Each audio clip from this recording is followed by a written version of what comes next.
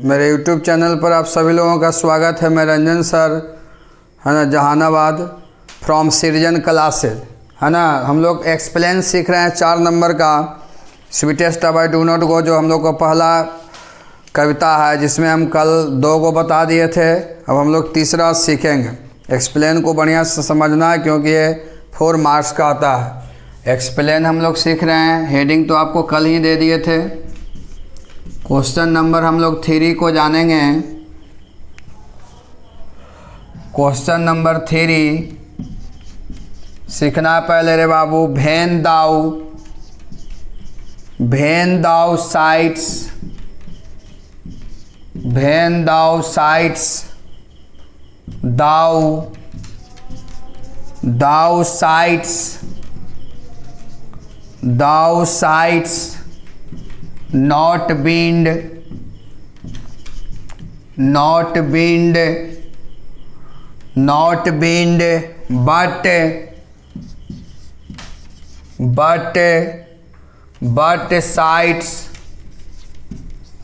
but sights my soul away, my soul away.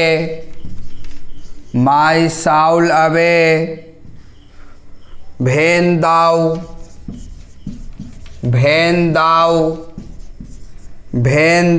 beepst, unkindly kind.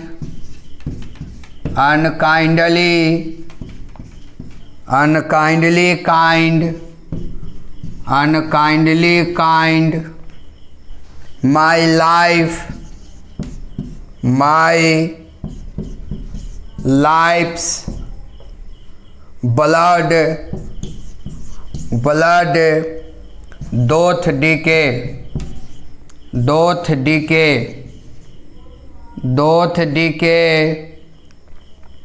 doth decay, it cannot be.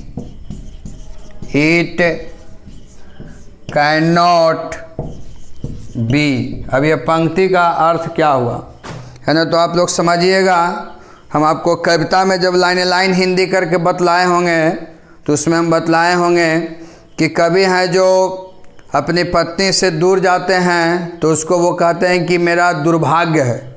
और वो कहते हैं कि जब किसी मानव का भाग रूठ जाता है, यानी बुरा समय आ जाता है, तो मानव चाह कर भी कुछ नहीं कर पाता है, न अपने जीवन काल में कुछ क्षण जोड़ सकता और न बीता हुआ समय को वापस ला सकता। इस तरह से अपनी कंडीशन को अपनी प्रेमिका के सामने रखते हैं और वो कहते हैं कि आज मैं भी लाचार हूँ, मैं भी कमज़ोर हूँ, क्योंकि मैं भी एक मानव हूँ और मैं तुमसे अलग हो रहा हूँ, है ना। तो मेरा भी शक्ति है जो कमज़ोर है। मैं चाह कर भी अपने जीवन में न कुछ क्षण जोड़ सकता हूँ, न बीता हुआ समय को वापस ला सकता हूँ। उसके बाद हैं जो इस सारी बात सुनकर उनकी प्रेमिका हैं जो रोने लगती हैं, आहें भरने लगती हैं, विलाप करने लगती हैं।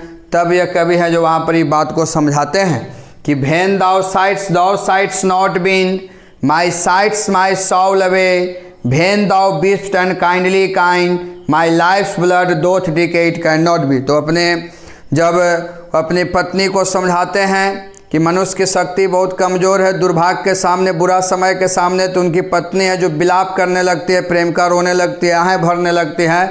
तब कवि कहते हैं कि जब तुम आहें भरती हो, जब तुम विलाप करती हो, तो मुझे ऐसा प्रतीत होता है कि मेरा आत्मा मुझसे अलग हो रहा है, क्योंकि हम एक सच्चे प्रेमी हैं और हम लोग की आत्मा, सच्चे प्रेमी की आत्मा एक दूसरे में रहता है, एक दूसरे से जुड़ा हुआ रहता है। और जब तुम आहें भरती हो, विलाप करती हो, तो मुझे ऐसा प्रतीत होता है कि मेरा आत्मा मुझसे दूर हो रहा है ना, क्योंकि तुम मेरी आत्मा हो। और मुझे ऐसा प्रतीत होता है कि मेरा जीवन और खून नष्ट हो रहा है। ये पंक्ति का मतलब हुआ। When thou sigh'st but, thou sigh'st not wind, my sigh'st my soul away, when thou beast unkindly kind, my life's blood doth decay, it cannot be. कवि हैं वो अपनी पत्नी को कहते हैं, समझाते हैं कि जब तुम आहें भरती हो, विलाप करती हो, तो मुझे ऐसा प्रतीत होता है कि मेरा आत्मा मुझसे दूर हो रहा है और मेरा शरीर का खून और मेरा शरीर है जो बर्बाद हो रहा है, नष्ट हो रहा है। इसलिए इस तरह से तुम विलाप मत करो। यह पंक्ति का मतलब हुआ। इसको नोट कीजिए, तो हम फिर इसका एक्सप्लेन करते हैं।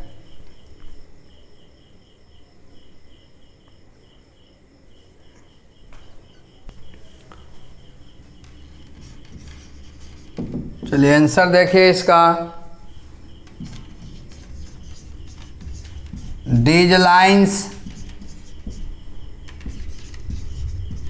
These lines have been taken from the poem Sweetest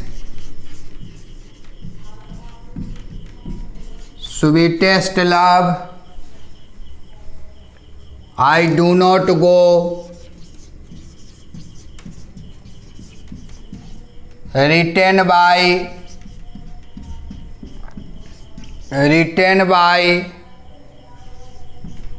John Donne. Written by John Donne. He was a great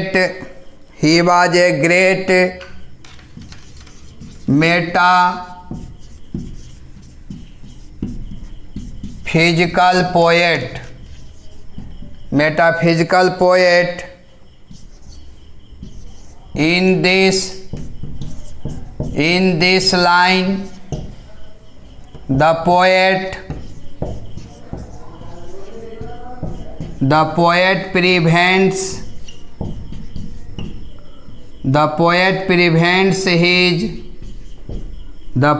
prevents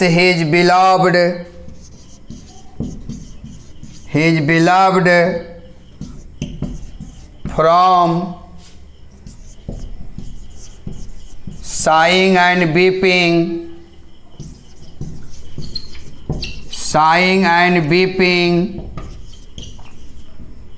He tells her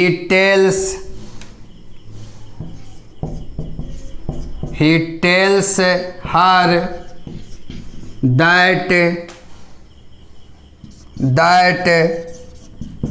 her sighing takes his soul away.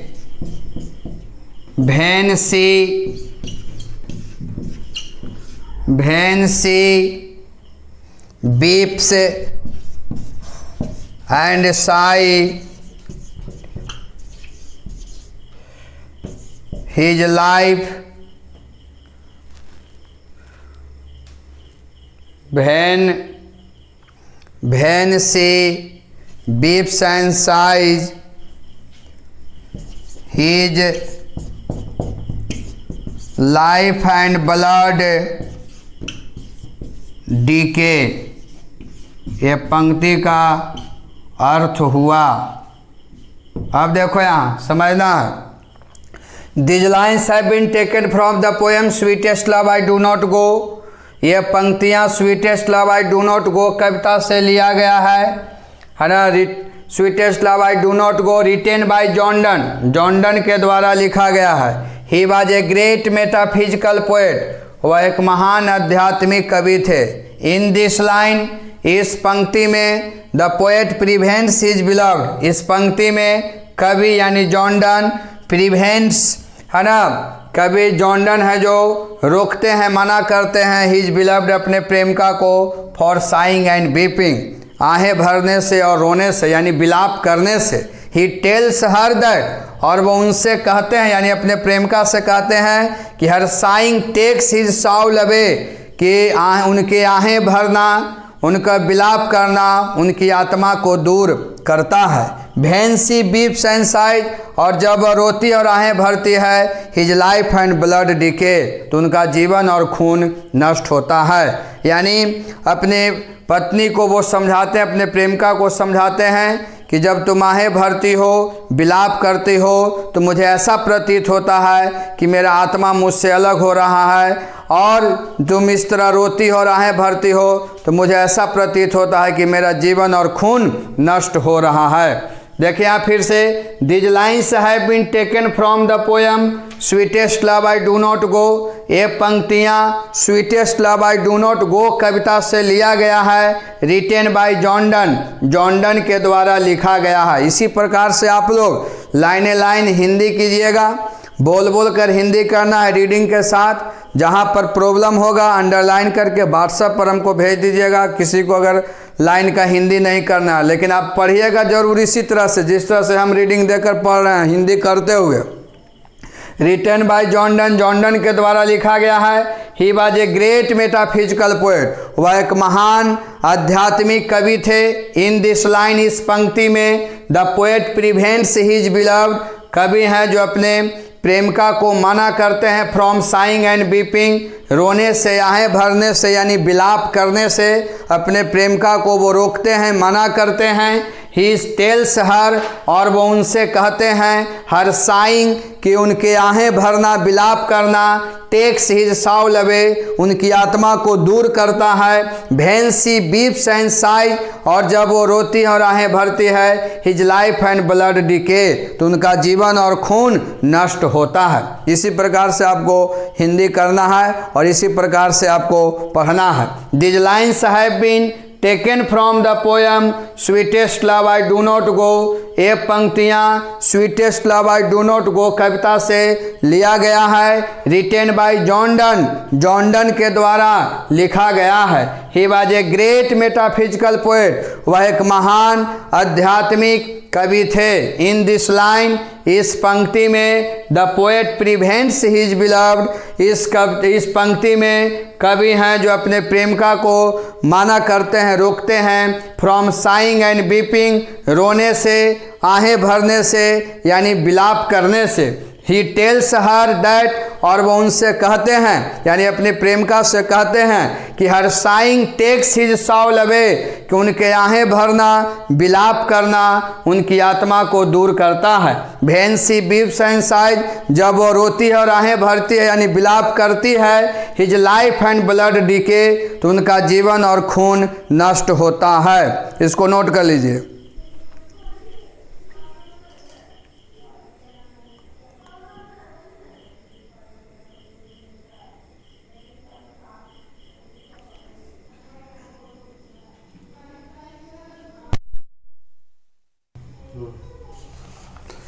चलिए देखिए, चौथा एक्सप्लेन हम लोग सीखेंगे।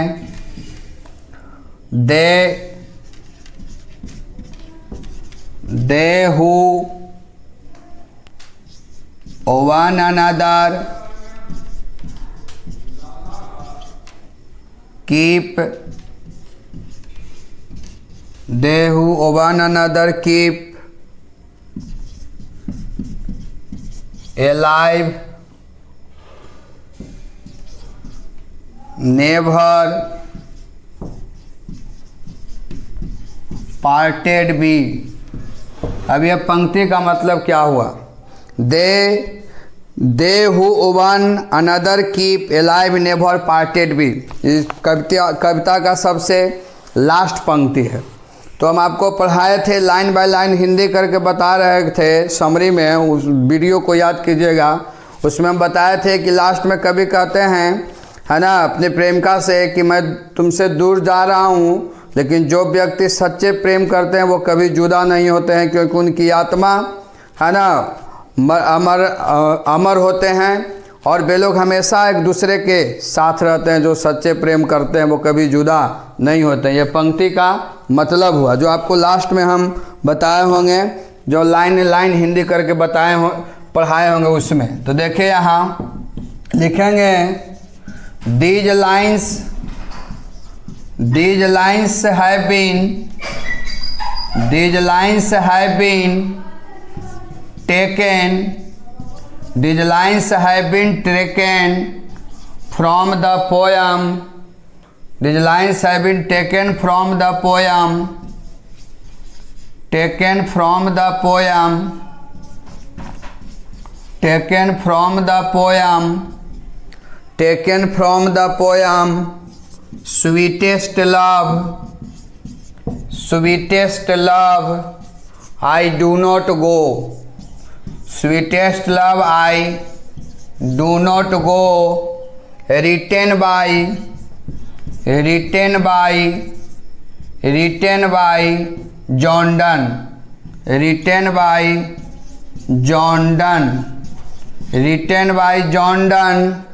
He was a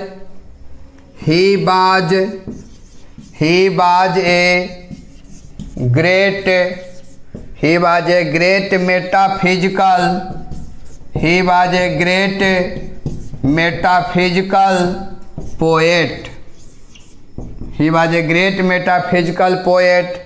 In this poem, in this line, in this line, the poet says that, the poet says that the true lover, true lovers, the true lover live in one another, one another, the true lover live in one another. Their soul, their soul are their soul are immortal, immortal and immortal and united, united, they live united, they live united, they cannot be, they cannot be parted, they cannot be parted, they cannot be parted. Ultimately, ultimately, ultimately, they meet in heaven, they meet in heaven, they meet in heaven, they meet in heaven after physically, after physically death, physically death. चलो अब देखो यहाँ, तो ये पंक्ति का मतलब हुआ कि they who one another keep alive never parted भी। आपको हम कविता पढ़ाए थे कि जॉन डन है जो लास्ट में अपने प्रेमिका, अपने चाहने वाले से कहते हैं, है ना, अपनी पत्नी को समझाते हैं और वो कहते हैं कि देखो इस दुनिया में जो भी व्यक्ति सच्चे प्रेम करते हैं कभी जुदा नहीं होते, उनकी आत्मा, है ना, हमेशा अमर होता है, उनकी आत्मा एक दूसरे में रहता है, हमेशा वे लोग एक साथ रहते हैं, कभी जुदा नहीं हो सकते हैं। और वैसे व्यक्ति जो सच्चे प्रेम करते हैं अपने मृत्यु के बाद भी, फिजिकली डेथ, अपने शरीर को त्याग करने के बाद भी वे लोग स्वर्ग में मिलते रहते हैं। लास्ट में हम आपको बताए थे कि कभी कहते थे कि जो सच्चे प्रेमी होते हैं वो 7 जन्मों तक मिलते रहते हैं। ये पंक्ति का मतलब हुआ। This lines have been taken from the poem sweetest love I do not go. ये पंक्तियाँ sweetest love I do not go कविता से लिया गया है, written by John Donne, John Donne के द्वारा लिखा गया है। He was a great metaphysical poet, वह एक महान आध्यात्मिक कवि थे। इन दिस लाइन, इस पंक्ति में, द पोएट सेज दैट, कवि कहते हैं कि द ट्रू लवर, सच्चे प्रेमी, लिव इन वन अनदर, एक दूसरे में रहते हैं। Their soul are immortal and united, और वे लोग की आत्मा अमर होते हैं, एंड यूनाइटेड, उन लोग की आत्मा हमेशा एक साथ रहते हैं। दे लिव यूनाइटेड, और वे लोग एक साथ रहते हैं। जो व्यक्ति सच्चे प्रेमी होते हैं, सच्चे प्रेम करते हैं। ये अपनी पत्नी को वो जुदा हो रहे थे और वो डिपार्चर कर रहे थे, प्रस्थान कर रहे थे यात्रा पर, तो अपनी पत्नी को समझाते हैं कि ऐसा बात नहीं है ना, कि कभी हम तुमसे जुदा हो सकते हैं, क्योंकि हम I am a true lover, मैं एक सच्चा प्रेमी हूँ। हम सच्चे प्रेमी कभी जुदा नहीं होते हैं, क्योंकि दोनों की आत्मा हमेशा एक दूसरे में रहता है, दोनों की आत्मा अमर होते हैं। वही चीज़ को वो आप समझा रहे हैं। दे लिव यूनाइटेड, और वे लोग एक साथ रहते हैं। They can not be parted, और वे लोग कभी जुदा नहीं हो सकते हैं। अल्टीमेटली अंत में they meet in heaven after physically death, और अंत में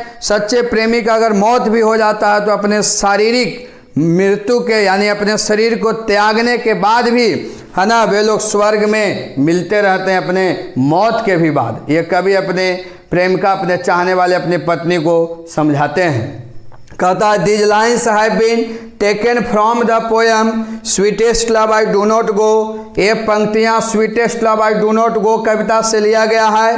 रिटेन बाय जॉन डन के द्वारा लिखा गया है। He was a great metaphysical poet, और वह एक महान आध्यात्मिक कवि थे।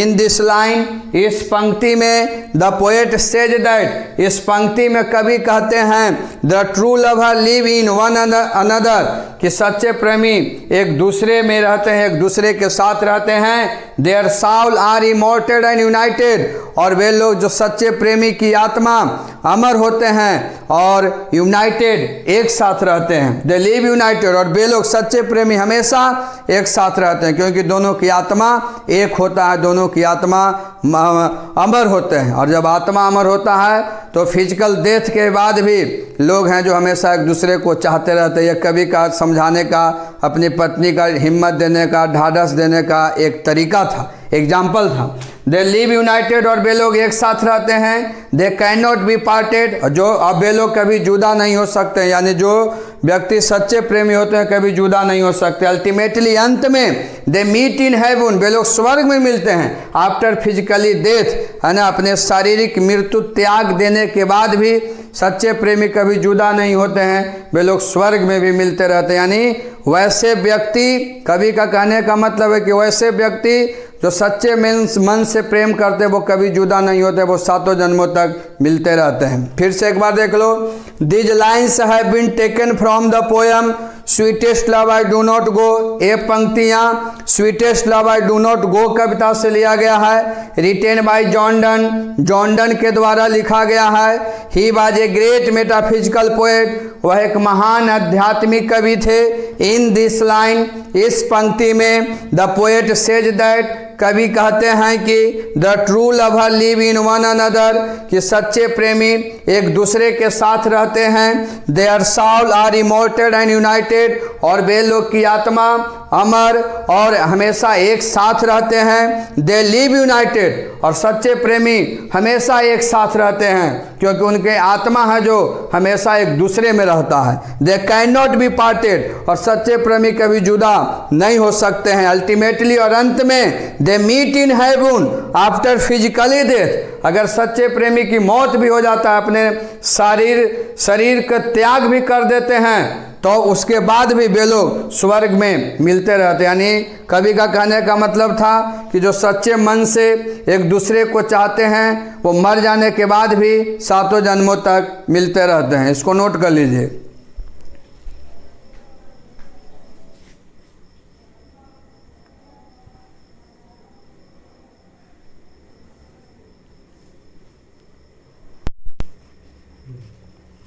चलो देखो यहाँ पांचवा,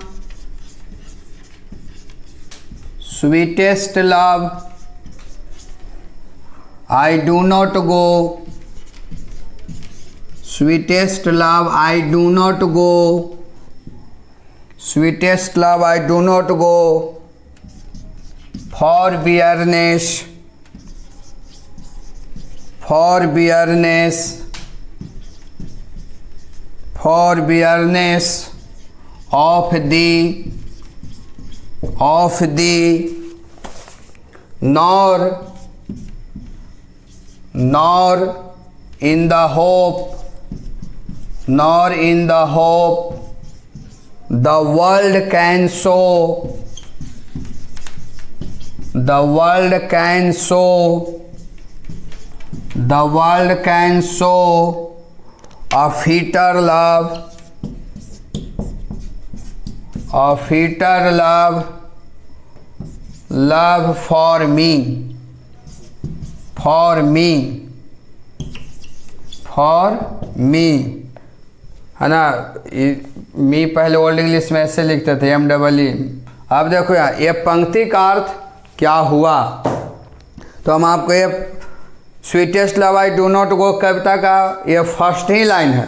कहता है sweetest love I do not go for weariness of thee nor in the hope the world can show a fitter love for me, है ना। तो हम आपको बताए थे कि इस कविता में कवि हैं जो कहते हैं कि मैं विदेश यात्रा पर जा रहा हूँ और जाने का कारण तुम नहीं हो। अपनी पत्नी से कहते हैं कि प्रिय प्रीतम मैं विदेश यात्रा पर जा रहा हूँ, लेकिन विदेश यात्रा पर जाने का रीज़न तुम नहीं हो, चिंता का कारण तुम नहीं हो, है ना। कि तुम्हारे टेंशन के कारण, तनाव के कारण हम तुमसे दूर जा रहे हैं। और ऐसा नहीं है कि हम तुमसे उब गए हैं, थक गए हैं, तुम्हारा व्यवहार अच्छा नहीं है, तुम्हारा सुंदरता समाप्त हो गया है, इसके कारण मैं विदेश यात्रा पर नहीं जा रहा हूँ। Nor in the hope the world can show a fitter love for मी, और न मैं इस आशा में जा रहा हूँ कि ये दुनिया तुमसे अधिक हमें प्यार दे सकती है, स्नेह दे सकती है। ये दुनिया में कोई भी व्यक्ति है जो तुमसे अधिक न प्यार दे सकती है और न स्नेह दे सकती है। इसीलिए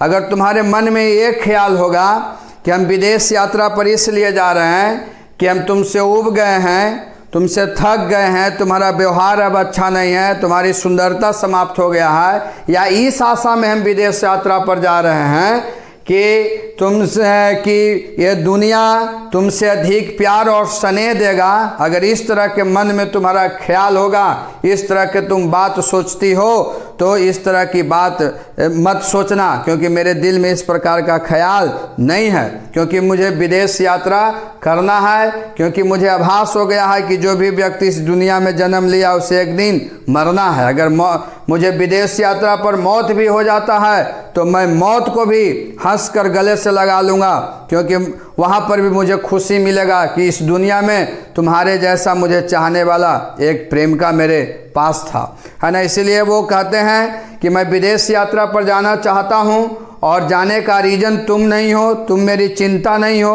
है ना। ऐसा नहीं है कि तुम्हारे व्यवहार के कारण तुमसे मैं थक गया, उब गया, तुम्हारा व्यवहार अच्छा नहीं है, तुम्हारी सुंदरता समाप्त हो गया है, या इस आशा में हम विदेश यात्रा करने जा रहे हैं कि इस दुनिया में तुमसे अधिक कोई और प्यार स्नेह हमें देने वाला है। अगर इस तरह के तुम्हारे मन में ख्याल होगा तो अपने मन से इस ख्याल को निकाल देना। ये पंक्ति का अर्थ हुआ, इसको नोट कर लीजिए।